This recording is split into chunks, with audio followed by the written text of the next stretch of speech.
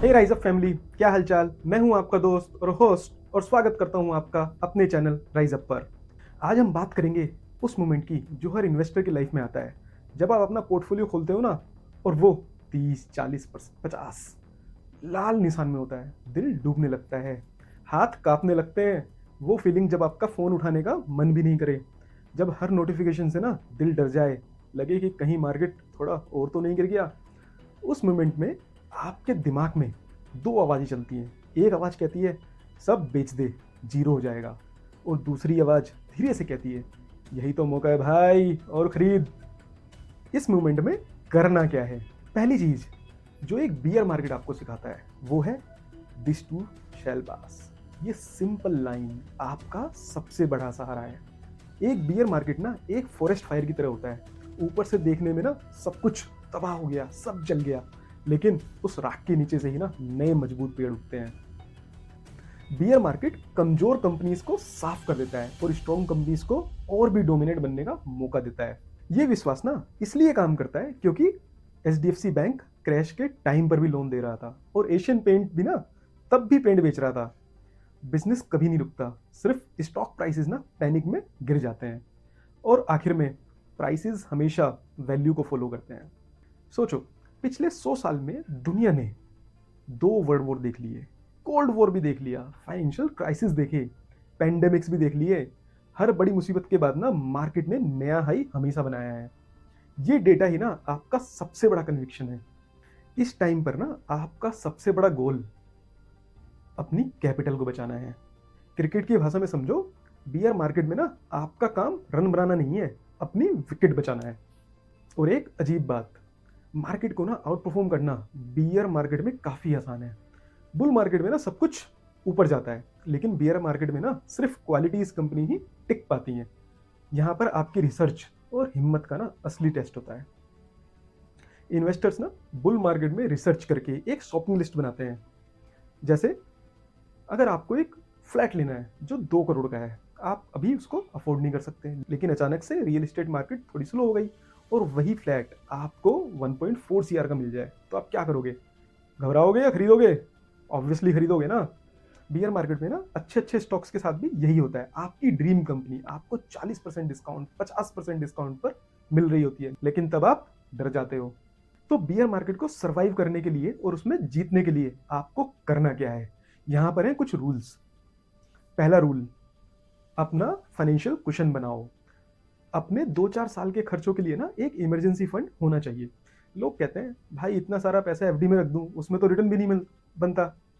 लेकिन भाई ये पैसा ना रिटर्न कमाने के लिए नहीं है, ये sleep well at night fund है। ये आपको डिसीजन मेकिंग की पावर देता है। जब आपको पता है कि आपके अगले 2-3 साल के खर्चे सिक्योर हैं, तो आप ना मार्केट की इन शॉर्ट टर्म नॉइस से परेशान नहीं होते। आप एक ओनर की तरह सोचते हैं, एक डरपोक ट्रेडर की तरह नहीं। अगर आपका महीने का खर्चा 1 लाख है ना, तो आपके पास कम से कम 12-15 लाख का इमरजेंसी फंड होना चाहिए। दूसरा rule, focus on cash flow.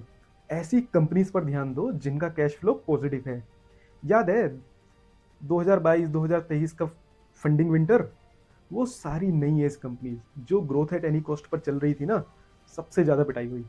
क्यों? क्योंकि उनके पास कैश फ्लो ही नहीं था। लेकिन HUL या नेस्ले, इनके जैसी कंपनी जिनका माल हमेशा बिकता है और कैश आता रहता है, वो स्टेबल रही। बियर मार्केट में ना कैश इज किंग सिर्फ ये कहावत नहीं, सच्चाई है। तीसरा rule, stay in the market. सबसे बड़ी गलती जो आप लोग करते हैं ना, वो है मार्केट से पूरी तरह बाहर हो जाना। सोचो, 2 लोग हैं, 2 दोस्त हैं, रमेश एंड सुरेश। दोनों ने 20 साल पहले 10 लाख इन्वेस्ट किए। 2020 क्रैश में रमेश डरा नहीं, वो इन्वेस्टेड रहा। लेकिन सुरेश ने पैनिक में आकर सब कुछ बेच दिया और 6 महीने के लिए मार्केट से बाहर रहा कि जब आएगा तब वापस इन्वेस्ट करेंगे। उसने अचानक आई रिकवरी के वो शुरुआती दिन मिस कर दिए। आज रमेश का कॉर्पस 1 करोड़ का है और सुरेश शायद 50-60 लाख। सिर्फ कुछ दिन मिस करने की ना इतनी बड़ी कीमत होती है।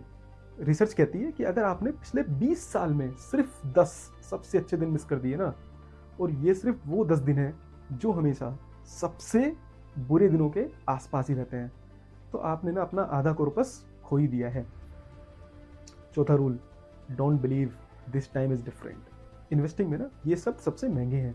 2000 में बोला गया था इंटरनेट एक बबल है, 2008 में बोला गया फाइनेंशियल सिस्टम खत्म हो गया, 2020 में जब सब लोग घरों में बंद थे ना तो दुनिया कभी नॉर्मल नहीं होगी, 2022 में जब रशिया यूक्रेन का वॉर शुरू हुआ ना, लोगों ने बोला दिस इज वर्ल्ड वॉर 3, सब खत्म। हर बार एक नया डरावना रीजन, लेकिन ह्यूमन स्पिरिट की रेजिलेंस और इनोवेशन हमेशा जीतती है। बियर मार्केट ना भाई डरावने जरूर होते हैं, लेकिन यही वो टाइम है व्हेन फॉर्च्यून्स आर मेड, जब आप पैसा बना सकते हैं। यही वो टाइम है जब आपको great companies the great India sale पर मिलती है। जैसे 2008 का क्रैश में high quality Indian banks and consumer companies ऐसे वैल्यूएशन पर मिल रही थी जो आज सोचना मुश्किल है। या 2020 के फॉल में जब अच्छी से अच्छी कंपनीज 40-50% डिस्काउंट पर थी। ये मार्केट वर्कआउट्स ना थोड़े टफ होते हैं, पर यही आपके लिए सबसे बड़ी इन्वेस्टमेंट अपॉर्चुनिटी क्रिएट करते हैं। ये सारी इंसाइट हमारी बुक द मोट एंड द माइंड से हैं। अगर आप इन कंसेप्ट को और डिटेल में समझना चाहते हैं तो बुक जरूर पढ़ें, लिंक नीचे डिस्क्रिप्शन में है। तो राइज अप फैमिली, आपका बियर मार्केट का एक्सपीरियंस कैसा रहा? आपने क्या सीखा? ये कमेंट सेक्शन में जरूर बताना। अगर इस वीडियो ने आपको बियर मार्केट से डरने की जगह उसमें अपॉर्चुनिटी ढूंढने में हेल्प की है तो लाइक जरूर करें। और हाँ, अगर आपने अभी तक चैनल राइज अप को सब्सक्राइब नहीं किया तो जल्दी से सब्सक्राइब करें और बेल आइकन भी दबा ही देना। मैं मिलूंगा आपसे नेक्स्ट वीडियो में और बात करेंगे कि ये स्टॉक प्राइसेस आखिर ऊपर जाते क्यों हैं, इनका असली रीजन क्या है। तब तक के लिए अपना ख्याल रखें and keep surviving and rising up. Bye bye.